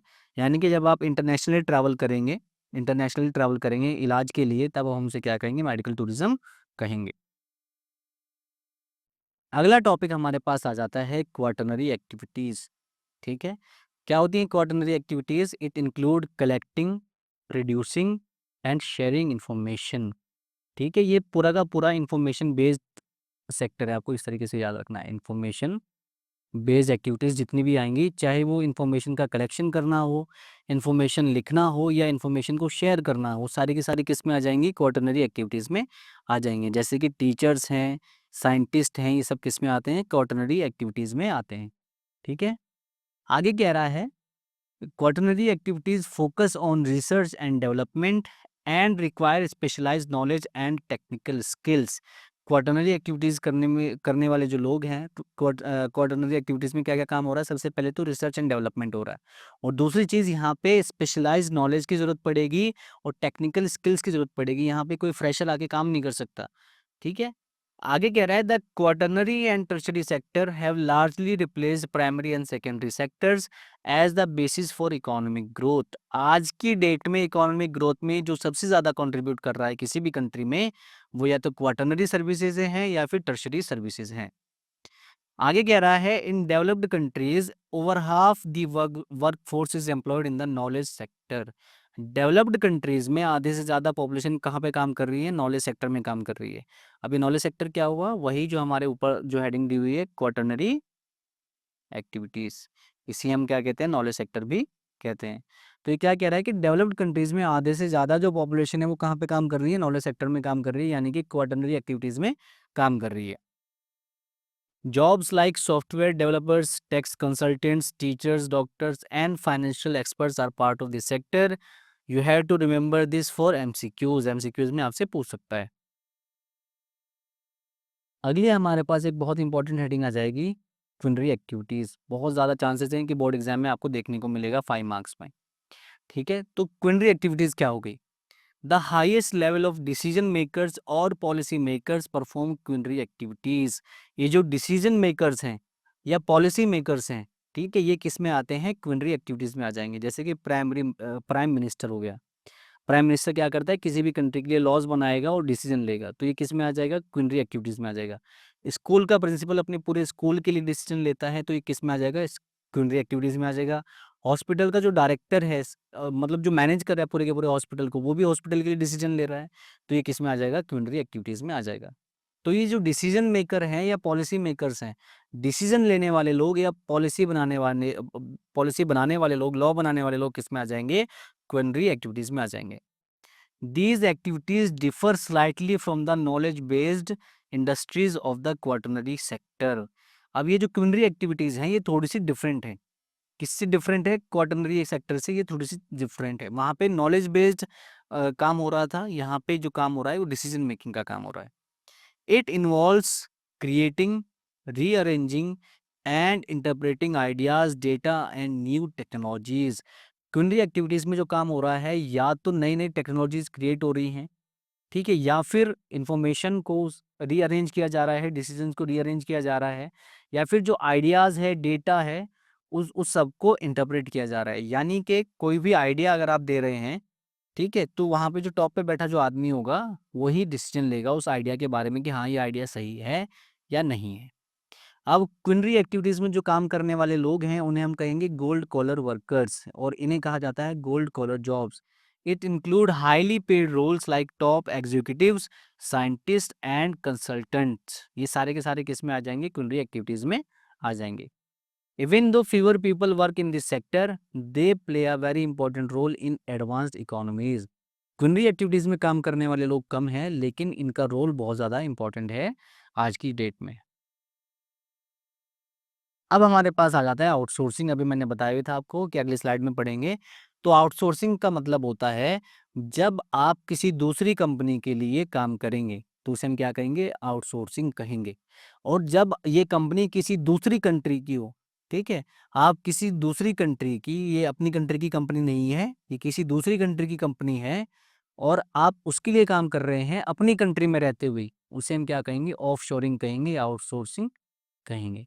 इस तरीके से समझो कि यूएसए की कोई कंपनी है, इसने इंडिया की किसी कंपनी को कॉन्ट्रैक्ट दे दिया, इंडिया में अपना एक यूनिट इस्टेब्लिश कर लिया और यहाँ पे लोग काम कर रहे हैं। तो वो काम किसके लिए कर रहे हैं? यूएसए के लिए, लेकिन अपनी कंट्री में रहते हुए कर रहे हैं, तब हम इसे कहेंगे ऑफशोरिंग। ठीक है। Common outsource services include IT, HR, customer support, call centre and sometimes manufacturing. तो ज़्यादातर आपको आउटसोर्सिंग कौन-कौन से सेक्टर्स में देखने को मिलेगी? आईटी सेक्टर में देखने को मिलेगी, एचआर में देखने को मिलेगी, कस्टमर केयर सपोर्ट यहाँ पे देखने को मिलेगी, और कॉल सेंटर्स यहाँ पे देखने को मिलेगी। मतलब ये जो आईटी सेक्टर काम कर रहा है, इसका ज़्यादातर हिस्सा कहाँ के लिए काम कर रहा है? या तो यूएसए के लिए काम कर रहा है आईटी सेक्टर, या फिर वो कनाडा के लिए काम कर रहा है, वो यूरोपियन कंट्रीज़ के लिए काम कर रहा है। ठीक है? इसी तरीके से एचआर कंपनीज़ भी हो गई, कस्टमर केयर सपोर्ट भी हो गया। ये ज़्यादातर दूसरी कंट्रीज़ में जो कंपनियाँ बैठी हैं उनके लिए काम कर रहे हैं अपनी कंट्री में रहते हुए। आगे कह रहा है लोअर ओवरहेड कॉस्ट। अब ये ओवरहेड कॉस्ट क्या हो गई? Rent, electricity bill, staff salaries, क्योंकि इंडिया में ये सारी चीज़ें सस्ती हैं, अमेरिका के कंपैरिज़न में या यूरोपियन कंट्रीज़ के कंपैरिज़न में ये सारी चीज़ें सस्ती हैं इंडिया में। तो वहाँ की बैठी कंपनीज़ इंडिया में अपना काम करवा रही हैं। क्यों? क्योंकि यहाँ पे रेंट भी सस्ता है, इलेक्ट्रिसिटी बिल भी कम आता है और लोगों की सैलरी भी कम है। प्रोडक्शन उतना ही हो रहा है, पैसे कम देने पड़ रहे हैं, तो हम क्या करेंगे? इंडिया में काम करवाएँगे। ठीक है? सो इससे क्या होगा? It makes it cheaper, more profitable to get work done in other countries like India, China और even smaller nations like Botswana। ठीक है? तो ये सारी कंट्रीज आउटसोर्सिंग कर रही हैं आज की डेट में। ये दूसरी कंट्रीज का काम पकड़ के अपनी कंट्रीज में करवा रही हैं, तो उसे हम क्या कहेंगे? आउटसोर्सिंग कर रहे हैं और इन कंट्रीज में सबसे ज़्यादा हो रहा है। ठीक है? अब इससे क्या होगा? यहाँ की कंट्री, ये जो कंट्रीज हैं, यहाँ के लोगों को क्या मिलेगा? एम्प्लॉयमेंट मिलेगा, जॉब्स मिलेगी। लेकिन जो कंट्री इन्हें जॉब प्रोवाइड करा रही है, जो कंट्री इन्हें जॉब प्रोवाइड करा रही है, वहाँ के लोगों को जॉब्स नहीं मिलेंगी, तो वहाँ के लोग गुस्सा हो जाएँगे। ये हम नेक्स्ट स्लाइड में पढ़ेंगे। देखो क्या कह रहा है? Outsourcing has led to many new call centres in countries like India, China, Eastern Europe, Israel, Philippines and Costa Rica. Outsourcing की वजह से इन सारी कंट्रीज में नए-नए कॉल सेंटर खुल गए हैं। कोई नई बड़ी बात नहीं है, आपको याद रखना है। It has created job opportunities in these countries where skilled and low cost labor is available। अब इन कंट्रीज में रहने वाले लोगों को क्या मिल गया? जॉब्स मिल गई, एम्प्लॉयमेंट मिल गया, तो ये लोग खुश हैं। ठीक है?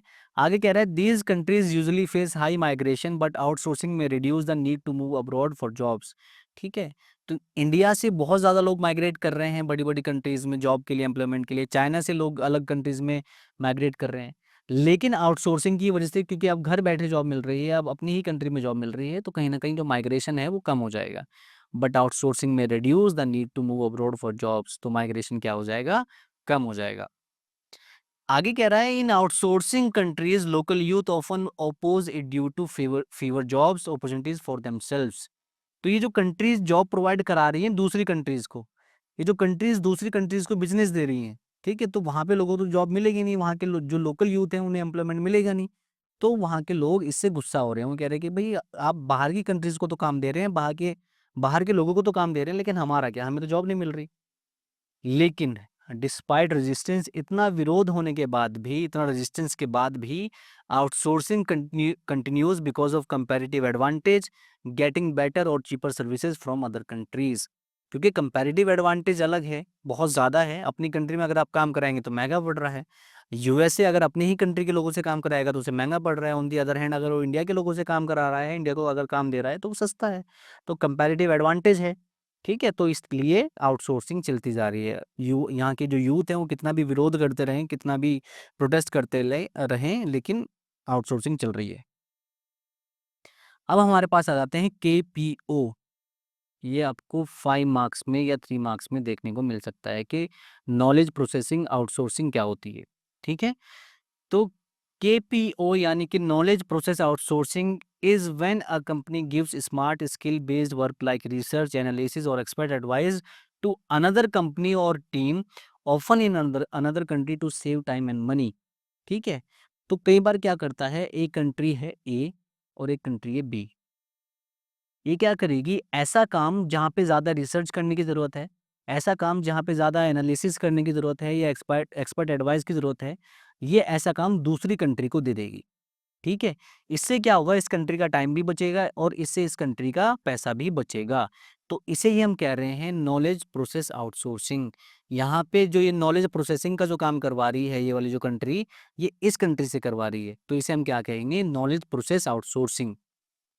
यही यहाँ पे भी सेम चीज़ लिखी है। न्यू ट्रेंड्स इन कुनरी services include knowledge processing outsourcing and home shoring. अब ये होम शोरिंग क्या हुआ? अगले पॉइंट में देखो। Home shoring means doing outsource work from home with in the same country. अब एक ही कंट्री में आउटसोर्सिंग चल रही है। एक कंट्री में एक कंपनी है ए और उसी कंट्री में दूसरी कंपनी है बी। तो ये कंपनी अपने आप ये सारा काम ना करके बी कंपनी को दे देगी। तो एक ही कंट्री में आउटसोर्सिंग चल रही है, तब हम इसे क्या कहेंगे? होम शोरिंग कहेंगे। और जब दूसरी कंट्री में काम चल रहा है, यानी कि एक कंट्री ये है, एक कंट्री ये है, यहाँ से इसे काम दिया जाए, तो हम इसे क्या कहते हैं? ऑफ शोरिंग कहते हैं। और इसे हम क्या कहेंगे? होम शोरिंग कहेंगे। ये है ऑफ शोरिंग और ये है होम शोरिंग। आगे कह रहा है KPO is different from BPO, that is business process outsourcing, because it needs highly skilled and knowledgeable workers. KPO BPO से अलग है, ठीक है। यहाँ पे जो काम है, यहाँ पे लोगों को ट्रेन किया जाता है और फिर उनसे काम लिया जाता है। लेकिन केपीओ में जो लोग हैं वो पहले से ही ट्रेंड होते हैं, पहले से ही स्किल्ड होते हैं। तो ये कह रहा है कि ये अलग है। KPO knowledge processing outsourcing BPO से अलग है। KPO is driven by information and helps companies find new business opportunities. ठीक है, ये इन्फॉर्मेशन पे काम करता है और जो कंपनी है उसे नई नई अपॉर्चुनिटीज बताएगा, नए नए बिजनेस आइडियाज देगा उसे। आगे कैसे बढ़ना है, कैसे अपनी बिजनेस को एक्सपेंड करना है, ये सब किस में आता है, केपीओ में आता है। और लास्ट हमारी बुक का जो टॉपिक है वो है द डिजिटल डिवाइड। अब ये डिजिटल डिवाइड क्या है? इन सिंपल टर्म्स कह रहा है कि कुछ कंट्रीज ऐसी हैं जैसे कि डेवलप्ड कंट्रीज, यहाँ पे इंफॉर्मेशन एंड कम्युनिकेशन टेक्नोलॉजी बहुत ज़्यादा डेवलप्ड है।